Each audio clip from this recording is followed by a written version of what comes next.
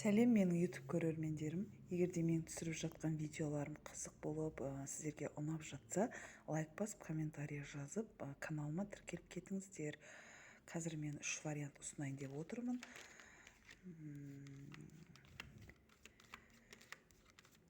Жігітім мені жақсы көре ме, жақсы көреді ме деген сұраққа.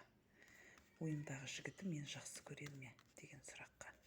Ашамын. Бірінші вариант, екінші вариант, үшінші вариант. Үш вариант ұсынып отырмын.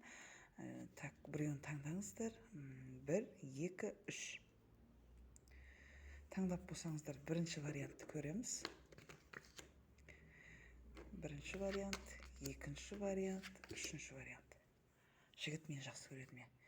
Бұл бірінші вариантқа келетін болсақ, жай қимылдайды, жігіт жай қимылдайды. Мына жерде жылдам қимылдамайды. Картамыз теріс түсті, былай түссе, активный движение жасап, активный қарым-қатынас жасайтын еді. Жоқ, бұл жігітіміз жай қимылдап жатыр. Жақсы көреді, бірақ жай қимылдап жатыр. Екінші вариант.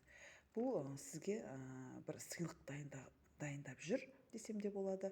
Кездесу орын алады, бір көңілден шығу үшін тырысады бұл жігіт. Сыйлық дайындап жүр. Үшінші вариантқа келетін болсақ, бұл жерде агрессиямен тұр, білмеймін, бір сізге қарсылық білдіріп, бір өзінің мінезімен қылыш ұстап тұр. Бұл жерде үшінші варианттың картасы қылыш ұстап тұр. Бір өзіне жаңағыдай сізге қарап агрессиямен тұр да. Ұрысып қалуыңыз да мүмкін, осындай карталар шығып тұр. Енді бірінші вариантқа қашайық. Бұл бірінші варианттың картасы тағы теріс шықты.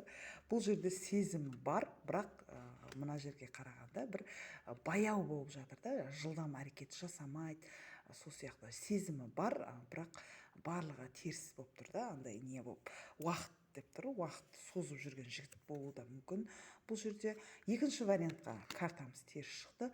Екінші вариантқа жігітіміз жаңағыдай былай тұрса, бұл өте қу, өтірікші, сондай өзін алдайтын, жаңағыдай басқаларды алдайтын, сондай карта болуы мүмкін еді. Былай тұр, бұл жігіт сенімді жігіт десем де болады. Отшельник, жаңағыдай осындай болып тұр.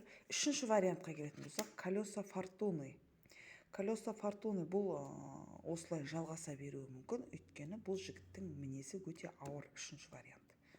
Осымен менің картам аяқталды. Қош сау болыңыздар.